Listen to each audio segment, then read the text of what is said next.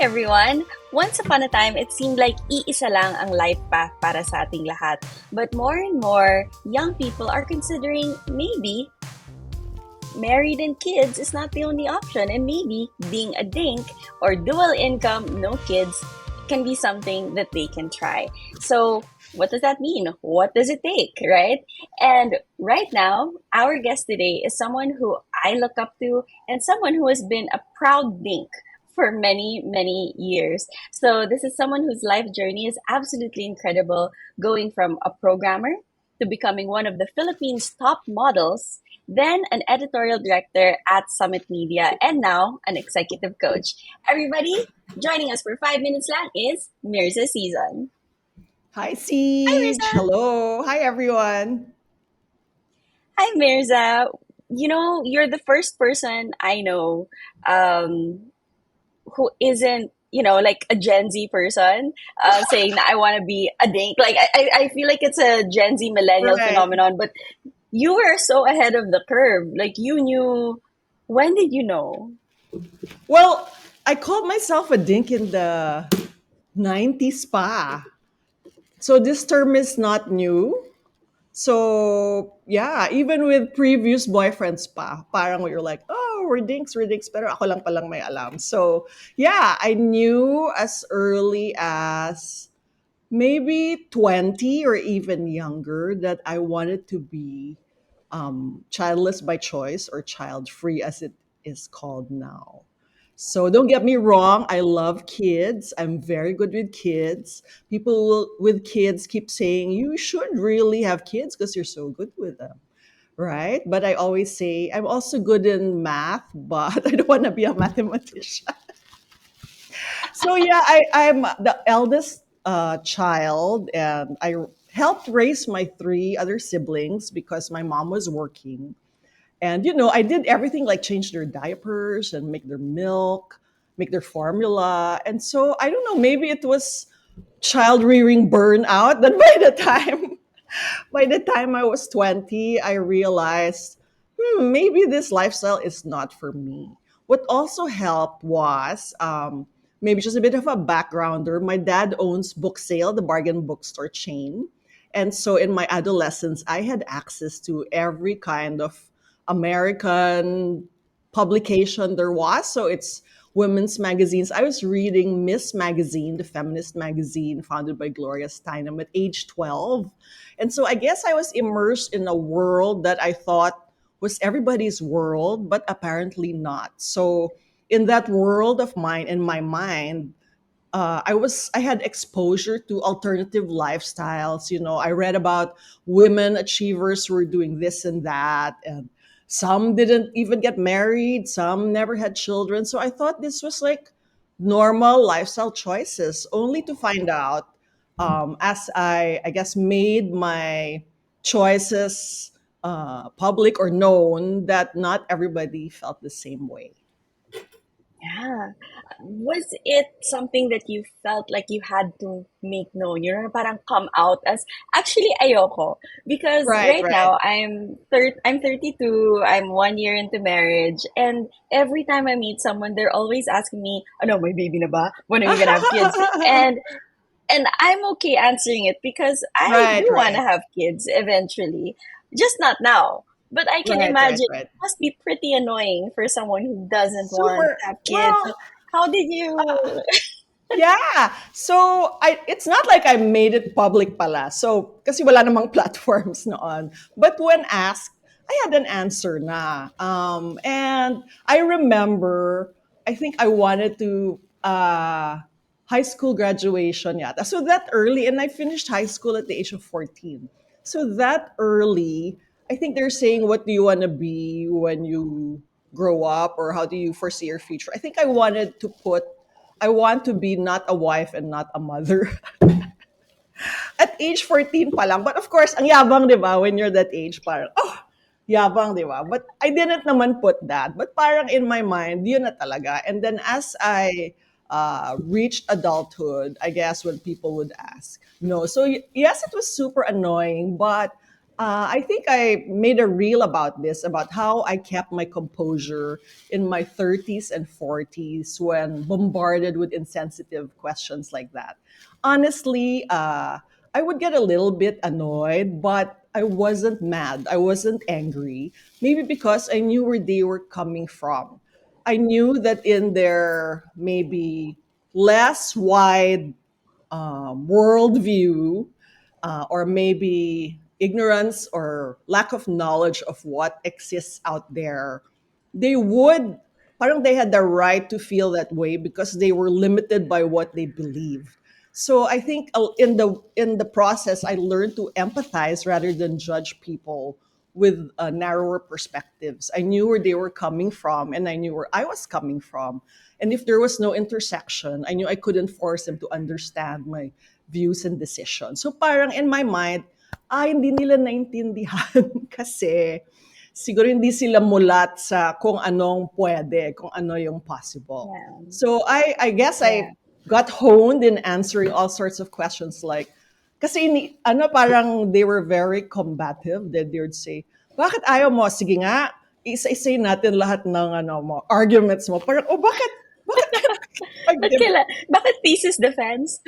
Oo, like sinong mag-aalaga pagtanda mo or ano pa, when I would say, the kind of life I want is at any moment's notice if they say, you have to fly to South America, go! I can pack a bag and go tonight and I don't want to have to worry about anything. And it was so alien to them na, why would anyone Yeah. want that?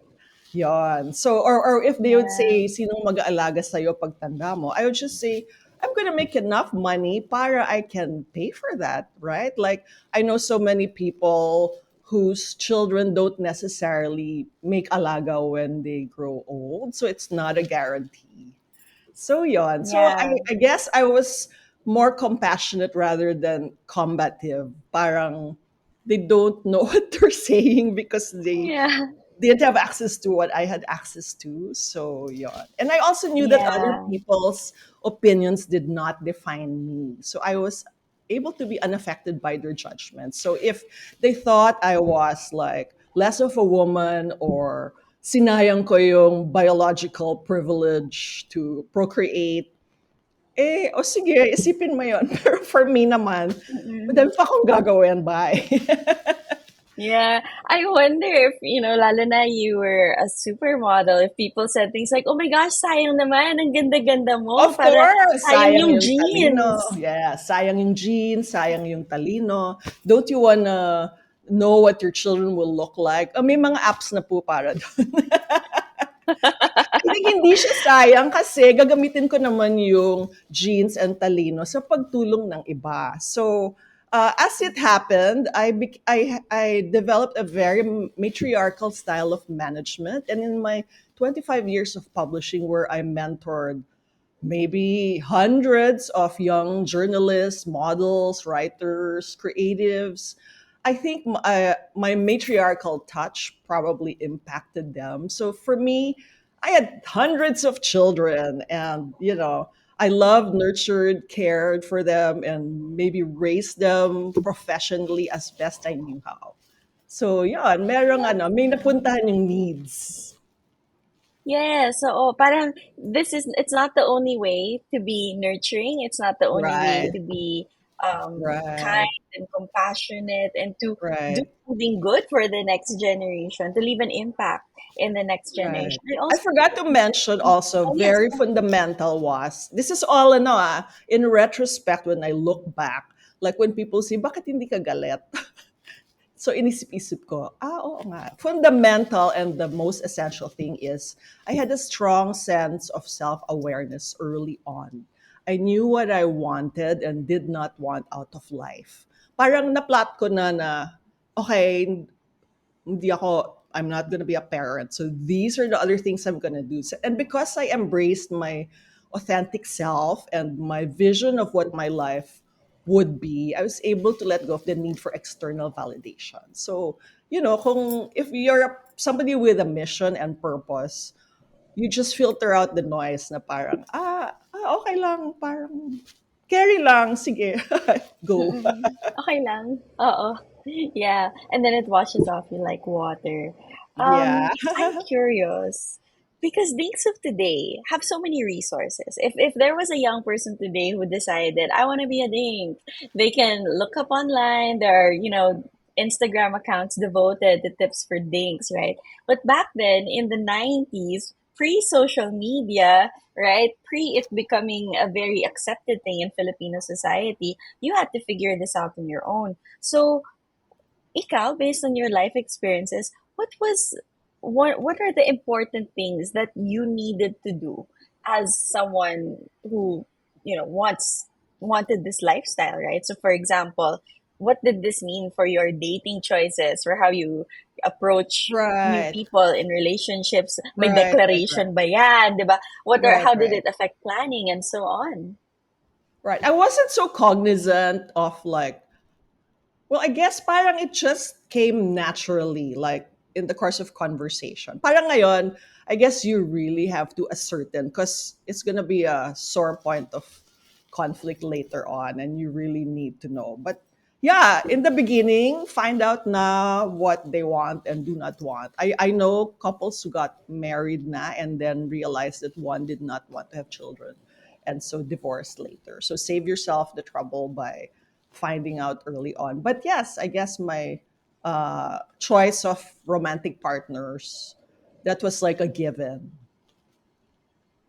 Yeah. Don't So expect yeah, na walang may magbabago ng isip, gano'n. Some people, pwedeng how some magbago people yung are like, isip. well, So I guess you have to keep checking in once in a while, like, mm, okay, same pa ba yung goals natin, di ba? Like, as in any factor in any relationship, you need to like keep checking and, keep checking with each other. Are we meeting each other's goals? Are you like, di ba?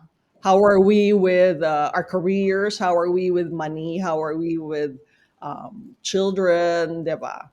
Pag-uusapan talaga. yeah. Yon. So right now, you have this wonderful life with your husband. He's a restaurateur. Did he also always know that he wanted to be a dink? In the course of conversation early on, uh, that's what he said. But he also said that I said that I don't want to have children, but who knows what will happen later on, which I don't recall. So there were like, di ba, parang may mga konting, how would you say,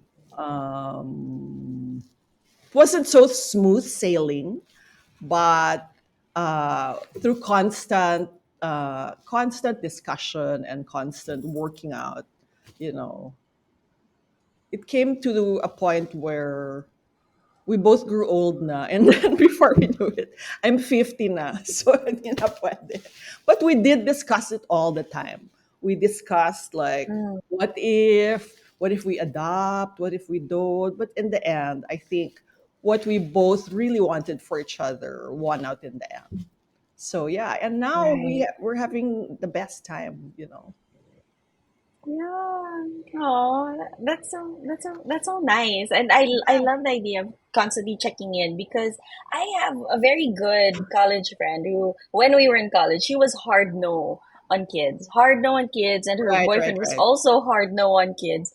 And then after 10 years, now they're parents and they Right, love right. it, right? But they don't think of it as, oh, I was wrong back then, or Right, or right, this is right. what's right for me, this is the way, but rather it's just they just grew and evolved and changed, right? Yeah, In the yeah, same way yeah. that someone could start off thinking, I want to have kids, and then maybe hit a point in their 30s and they're like, wait, actually, maybe not, right? So what I'm hearing, what I'm hearing is that what's beautiful about the quote unquote rise of dinks is not so much that dinks is a prescriptive thing that we should all be dinks, but Right, right, rather right. the freedom to choose. Yes, the freedom to Yeah. choose and the freedom also to change your mind. You are allowed to change your mind, and you are allowed to evolve and grow. or make a U-turn if need be, depending on where you are at that stage of your life. So yeah, don't beat yourself up Yeah. for it, or don't like uh you know punish yourself by saying I made a mistake. And plus, also be aware of technological advancements. So now you can freeze your eggs. There's so many ways. If you later on find out that maybe you're no longer of childbearing age and you do want children, there are so many children who need a home you can adopt. So don't necessarily cross that out of your options right away. Mm-mm. Yeah. So there's so much freedom. There's also certain responsibilities, I would say. Like if you want to be a dink, um, you have to have some level of foresight with your finances and with the way that you plan your career. Um, and this is not, one of the weird toxic things about Philippine society is the whole idea that your children are your fallback when Yes. you get older. And I'm not saying that's correct. I'm not saying that's Right, correct. But what right. I'm saying is, um, in our society, you see Yes. parents that the kids will show up, the kids will be the ones taking them to the hospital. In some families, every month the kids will give an envelope of money, right? If you're going to choose to be child free, what sort of financial planning does one have to take? Right. Well, be sure, first of all, know that children are not a retirement plan, and it is unfair to expect that or to burden them unnecessarily. Maybe in the olden times when, what once trade was passed to the next generation, like you gave the farm to your children and in return they took care of you. I'm sure this is a whole new episode on like utang na loob, but yeah, I mean, you'll be a better parent if you don't you don't Yeah. uh you don't think that way if your mindset is not that way. But yes, be very astute about your finances. Find help in professionally planning for your future, and set financial goals, save and invest, so that you can achieve financial independence way into your retirement years. So Mm. don't neglect that. It's fine to live freely and in a fun and spontaneous way, pero baka maubos rin yung pera. So make sure that you plan for your future. Yeah. So it's insurance also, uh Right, right, right. investment. Investments, Yeah. insurance, and save a lot. I just had a money expert. The FQ mom was a guest in a podcast recording, and she said that the first law of money for her is to save 20% of your salary automatically by working it out with the bank to automatically save Yeah. 20% of your salary, so that it happens as as the years pass by without you having to think about it. Pay yourself first so that you'll have like a little Yeah. nest egg when you retire. Yeah. Is there anything that surprised you about the date journey? Something that was unexpectedly challenging? Hmm. Huh. Uh, I don't think anything surprised me. Parang I know life doesn't really unfold the way you plan it, but like this is what I wanted, and so it doesn't ever even occur to me. A common friend of ours, who is also choosing to be child free at the moment, was so curious when she met me to ask me, "Are there any regrets? Because this is what I want to do, but I want to like look into the future. Like at your age, did you ever have regrets?" Never. Never. So maybe because I wanted it at the onset. But if you do regret it, yeah, there are options. You can adopt, you can unleash your maternal instinct through other more fulfilling ways. I never met a mom who said she regretted having children, but I read stories about some mom who did. I think it was in the New York Times or the Atlantic. That there are mothers who did regret how they lost their identities. So maybe know Mm-mm. that and make provision so that you also fulfill your needs besides being a mother, and Mm. try not to lose your identity as you um, Yeah. throw yourself into motherhood. Mm-mm. What about happy surprises? Like surprises aren't always a negative. Is there Right. something that, you know, what I'm hearing from your story, kasi is when you started out, for you, it was, quota na ako, quota na ako, pagod na ako, burnout na ako. I want to have me as myself, my life, my choice, so feel more self-directed. Is there, I know you fulfilled that, but was there a different type of fulfillment that you didn't expect to have that you only realized as the years went? Fulfillment in not having children, In your choice, yeah. in my choice. I Yeah. think just life fulfillment in setting out in achieving what I set out to do and helping generations of Filipino women and men find their place in the sun and achieve their dreams. So I think it's a general fulfillment, and I should be looking back. I think I'm very grateful that I had the freedom to do that in the capacity and magnitude that I was able to do. I don't want to say unencumbered because that's like really unfair to say, but maybe uh, what is a nicer word for unencumbered? I had more energy and time Yeah. I had more energy and time to do what I set out to do and fulfill my purpose and my mission. So, Yeah. Mm-mm. yeah. I mean, and let's be real, it takes so And, much time and energy, oh to be a yeah, parent. and money. I think the first And time that my husband and I consulted with a money manager, they had like a clear book of like all the expenses that parang they already like had tables for like tuition fee ng Ateneo, tuition fee ng LaSalle. That's the first page. And I was so happy to skip that. I'm like, oh my God, ang laki-laki. Millions. Parang, oh my God, we're so lucky. We can travel anytime and anywhere. And so hats off yeah, really to the parents who raise children, and you know, yeah. you are true heroes because you give so much of yourselves to doing that. Yeah, and I feel like there shouldn't be any stigma around saying that Right, when you right, have a right. child, you give up something. It is true, you give up something. I feel it now.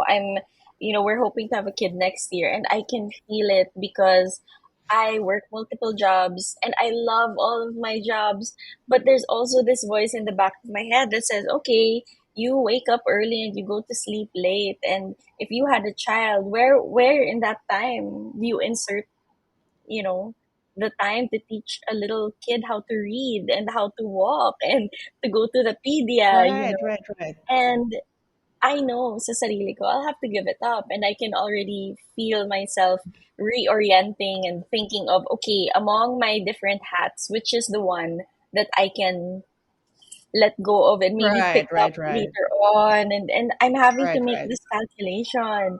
And so I don't think it's a bad word to say unencumbered because there is a cost. There is a cost Yes, to yes. parenthood, and yeah. I feel like if there's anything I would like our listeners to take away from this discussion, it's that none of this is prescriptive. You have your choice. People can say no kids, people can say yes kids, and people like me can say yes, but not yet. Wait, I have my own timeline. How does it feel for you to see coming from the 90s when talagang ang lakas ng stigma to where we are right now, where there's more freedom? How does that make you Yes, there's definitely no wrong decision, just your own personal decision.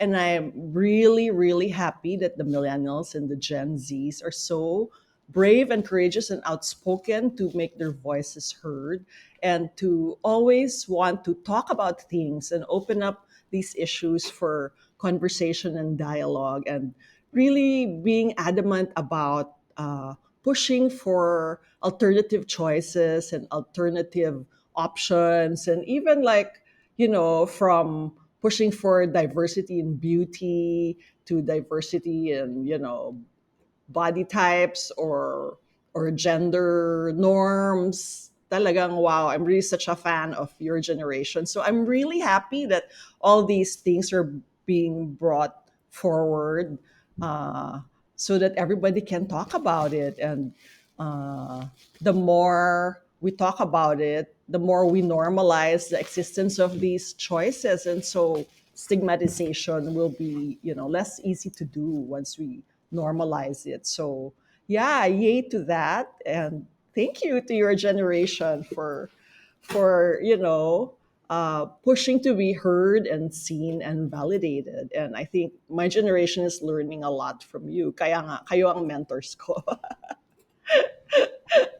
And our generation is so glad that you paved the way and that you had those hard conversations with a lot of people in the 90s, Right, because that helped move the needle to where we are right, today. right, right. Thank you So so yeah, much, Mirza, for thank joining you, us and Siege. for your time. I can't think of a better way to end that on just that. Thank you. And Thank you. I wish you the best in your date journey, and I hope to see you soon. See you soon. Thanks.